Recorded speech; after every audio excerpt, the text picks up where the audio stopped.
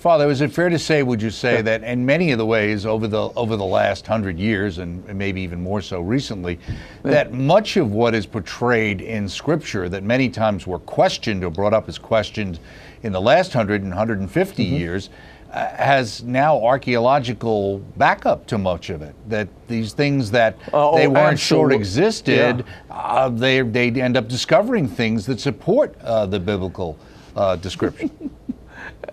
It's so true, particularly in the Gospel of John and in the Gospel of Luke. I mean, remember all those times when people said, that raising of the dead at Nain, or as we sometimes call it, at Nain, right? You know, that clearly couldn't be historical because A, it's only in Luke. B, no one's ever heard of the town of Nain or Nain before.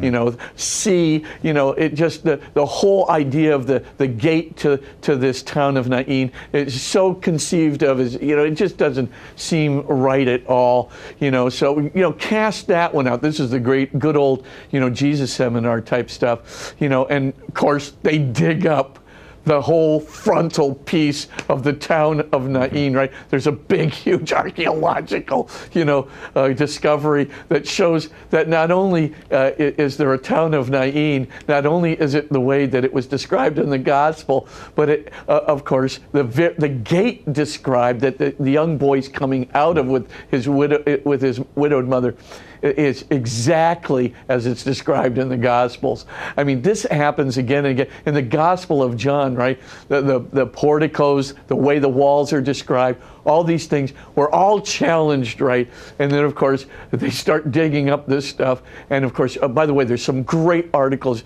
you can get just on your free internet, you know, on archaeology in the Gospel of John and the Gospel of Luke, which shows exactly what you said.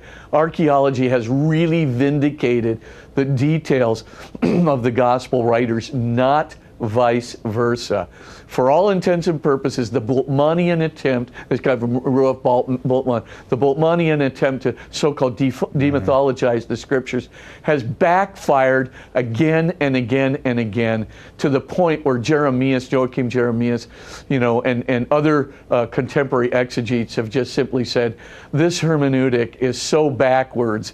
Let's go back to the frontwards hermeneutic of believing the reliability of these guys who put truth before apologetical appeal. And secondly, they didn't sugarcoat anything for apologetical appeal. The one thing that got me in college that really gripped me was the fact that as I was reading these scriptures, they weren't sugarcoating anything.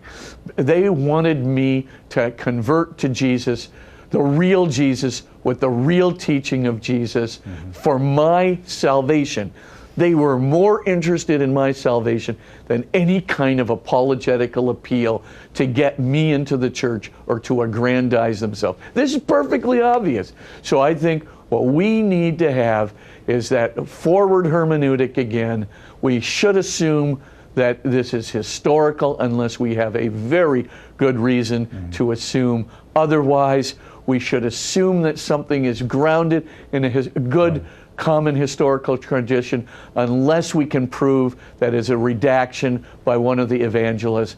We should very much assume historicity. And I'll tell you, between the Shroud of Turin, between archaeological evidence, between all the non-apologetically appealing stuff in the Scriptures, the Gospel writers' overriding interest in our conversion rather than sugarcoating it for an easy, you know, entrance into the church.